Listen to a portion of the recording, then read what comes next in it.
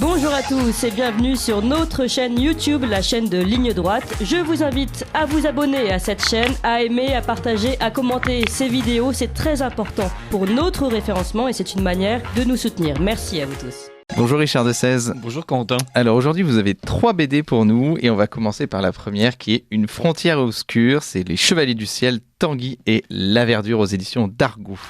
Alors, cette bande dessinée est la prolongation, évidemment, de ce que Charlier avait commencé à dessiner avec Uderzo, puis avec JG. Et j'avoue que le charme est un peu affadi. Et on voit bien qu'ils reprennent toutes les bonnes recettes. C'est quand même une bande dessinée qui existe depuis plusieurs dizaines d'années maintenant. Il y a des dizaines de titres. Et ils ont enchaîné plusieurs dessinateurs et plusieurs scénaristes. Et là, on se retrouve avec un dessin qui, somme toute, est assez fidèle au dessin original, avec La Verdure qui a l'air d'une grande bringue avec un grand nez. Et évidemment, Tanguy qui est toujours beau comme un dieu, comme on les imaginait dans les années 60. Ça se passe dans un pays imaginaire, dont j'ai complètement oublié le nom, mais c'est une espèce, la Kuranie, K-H-U-R-A-N-I-E, qui est une espèce d'anagramme transparent de l'Ukraine. Et évidemment, il s'agit d'un avion, il s'agit d'un prototype secret, il s'agit d'avoir des méchants russes, mais il y a aussi des méchants de la CIA, donc on est vraiment à l'intérieur des Chevaliers du Ciel. Et Tanguy et La Verdure pilotent admirablement des avions, ils échappent aux méchants. Là, pour le moment, c'est le premier tome d'une série, d'une histoire en 2 épisodes, donc là, évidemment, on les abandonne à la fin dans les affres de l'échec, de l'angoisse, de la prison, de la capture, de la trahison, de la boue, du sang. Enfin bref, on est vraiment. On sait que ça va très bien se passer dans le 2e épisode et que les méchants seront sévèrement châtiés. Avec un peu de chance d'ailleurs, cet album a été conçu avant que la guerre n'éclate en Ukraine. Et il est paru quasiment au début de la guerre russo-ukrainienne. Donc on peut espérer que dans le 2e épisode, la Kuranie et la Russie auront vécu des sorts à peu près conformes à ce qui est en train de se passer. Voilà.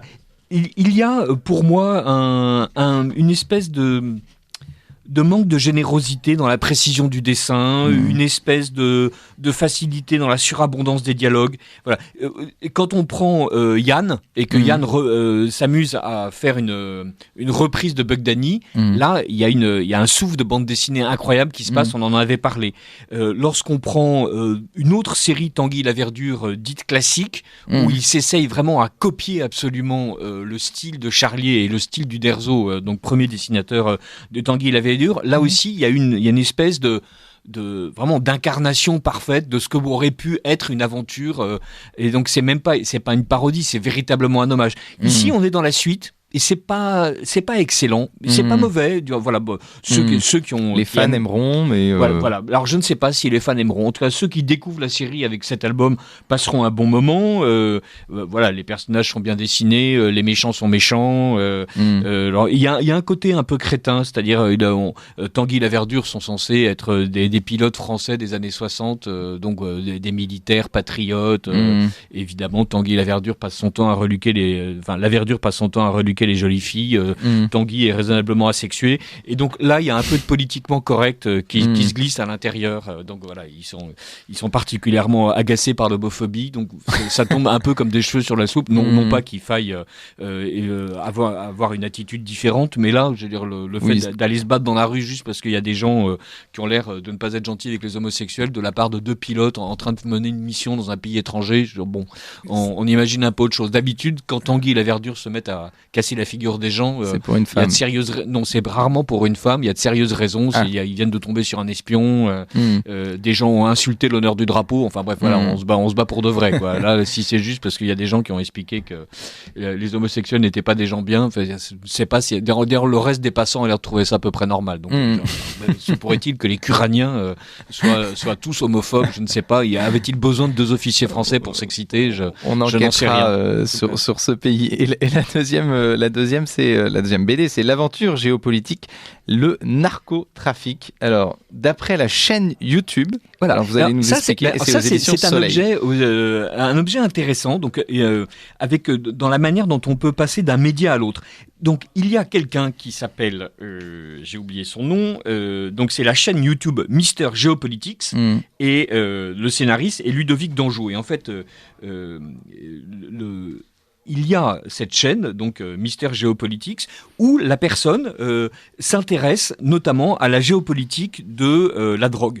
Et donc il y a eu des émissions sur cette chaîne avec ce Mister Geopolitiques dont je n'ai pas eu la curiosité de chercher le véritable nom, et qui fait rentrer à l'intérieur des routes de la cocaïne. Et donc voilà, donc c'est une espèce de vision journalistique avec une enquête menée sur le terrain, où on nous explique voilà, quand vous vous droguez en France, en fait, d'où vient la drogue, par quel chemin est-elle passée, quelle est l'économie des pays qui la produisent. Et donc, il y a une vocation pédagogique qui est évidente. Là, ça commence au but de Chaumont. Et donc, quelqu'un se fait un rail de coke d'une manière festive en plein milieu du parc des Buttes Chaumont. Donc, on sent qu'on est effectivement ancré dans l'actualité la plus immédiate. Et voilà notre journaliste qui décide de partir pour la Colombie et qui commence à enquêter. Et c'est vraiment intéressant parce qu'il y a un côté pas à pas. Donc, on va chez les paysans, on leur demande combien ils gagnent, ils expliquent combien ils gagnent, ils expliquent en fait que c'est compliqué de ne cultiver que des denrées qui ne soient prohibées par personne, parce que vu ce que ça rapporte et vu le niveau de vie moyen, c'est quand même plus simple de cultiver un peu de coca au milieu des plants de café. Ensuite, on tombe sur un intermédiaire de trafiquants, on va chez les trafiquants. Là, on est dans la grande ville, on n'est plus à la campagne. Une fois qu'on est dans la grande ville, on tombe évidemment sur des combats de rue, des gangs, des meurtres violents. Et peu à peu, le journaliste aussi finit par aller en Afghanistan, où il admire le régime des talibans et la manière intelligente qu'ils ont de traiter la chose en interne. Je suis ironique, évidemment. Nos amis, comme ça, finissent par revenir au parc des Buttes Chaumont, où là, on n'est plus en train de se droguer à la cocaïne, mais on est en train de se rouler un joint. Et la bande dessinée a vraiment un mérite pédagogique. Le dessin est aimable mais sans intérêt. Le scénario est véritablement fait pour nous accompagner pas à pas, avec une espèce de petit histoire sous-jacente qui est jusqu'où puis-je aller trop loin dans mon métier de journaliste, de quelle manière ne vais-je pas me compromettre, que suis-je censé accepter, ne pas accepter, voilà. Bon, il n'accepte pas de se faire tuer par exemple, on le comprend, il a raison. Mais donc pour quelqu'un qui a envie de savoir comment marche le narcotrafic, c'est une bande dessinée qui est intéressante. Les images sont parfois choquantes quand il y a un meurtre ou deux, mais ce n'est pas non plus sale.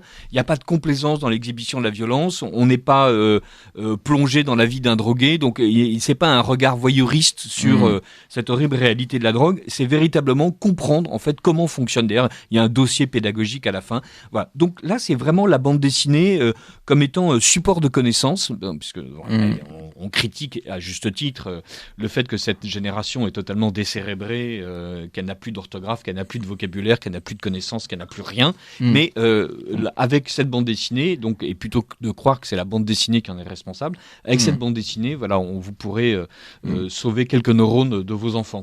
Sortir de YouTube et lire une bande dessinée au moins. Et après, la dernière bande dessinée, c'est La Quête de l'oiseau du temps. Alors, c'est le 7e tome. Alors, c'est le 7e tome de la pré-quête.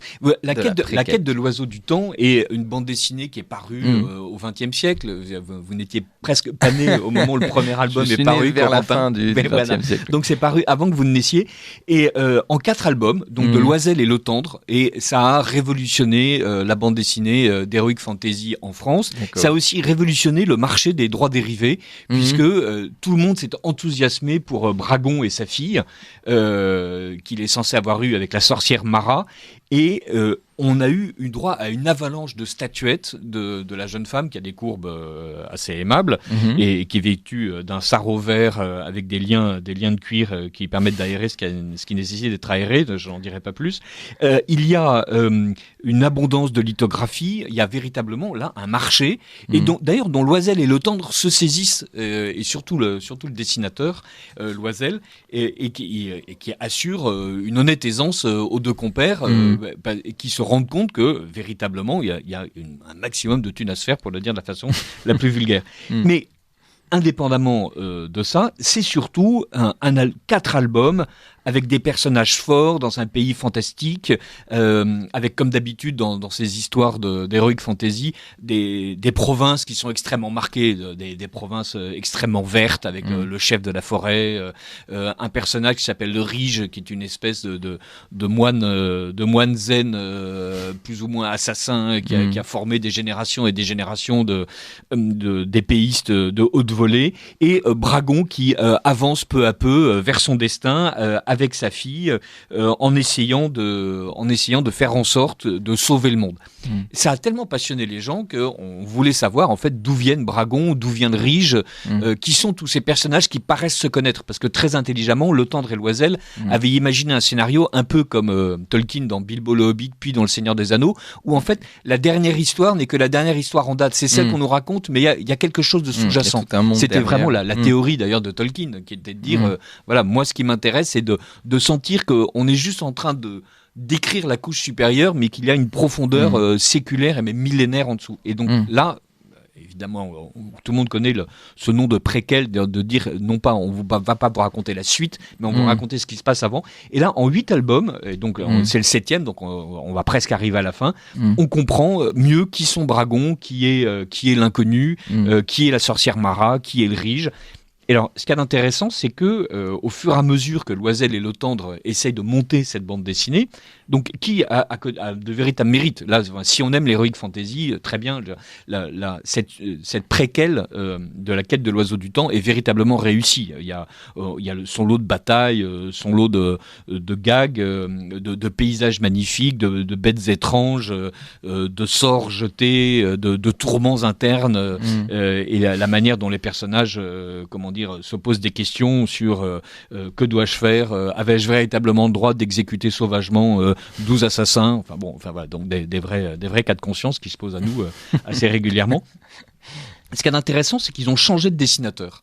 Et donc, on a les 4 premiers albums, le cycle de la quête, voilà, donc la quête de l'oiseau du temps, avec le 3e album, le Rige, que je recommande absolument à tout le monde, et cet album où des dessinateurs différents se sont succédés parce que Loisel avait ses propres séries, n'avait pas envie de se lancer dans le dessin, et ils ont testé en fait des dessinateurs qui ont récemment rendu les crayons au bout d'un album. Donc ça fait longtemps en fait que cette quête, cette préquelle avance peu à peu, et c'est toujours surprenant parce que on réussit à maintenir une unité graphique, c'est-à-dire on sent que Loisel exerce un contrôle vigilant et surtout un accompagnement vis-à-vis de ses talents plus ou moins confirmés, et qui ne sont pas des grands noms de la bande dessinée, autrement dit, ils ne sont pas célébrissimes, en revanche ce sont d'excellents faiseurs, ce sont des gens qui ont plusieurs albums à leur actif, qui ont une œuvre de graphiste.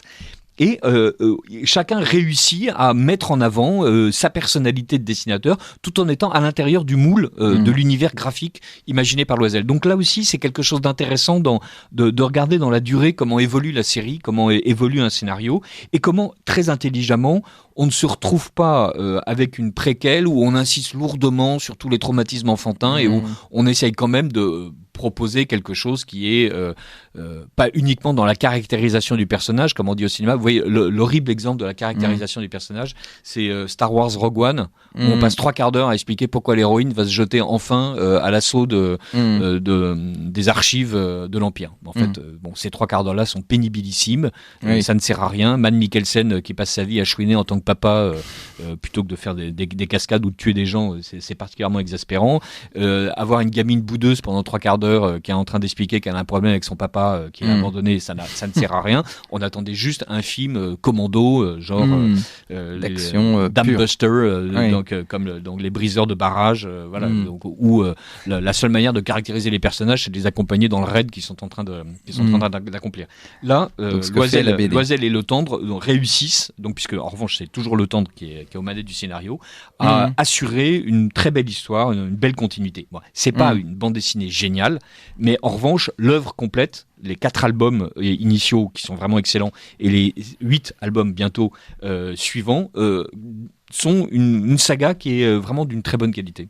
Et ben, merci beaucoup Richard de 16. On rappelle, vous êtes notre partenaire Valeurs Actuelles. On rappelle donc le titre de vos BD, Une frontière obscure aux éditions d'Argo, L'aventure géopolitique, les narcotrafiquants et La quête de l'oiseau du temps aux éditions d'Argo. Merci beaucoup Richard de 16. Merci Corentin.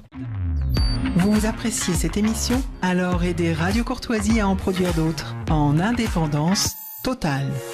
Rendez-vous sur soutenir.radiocourtoisie.fr. Merci d'avance.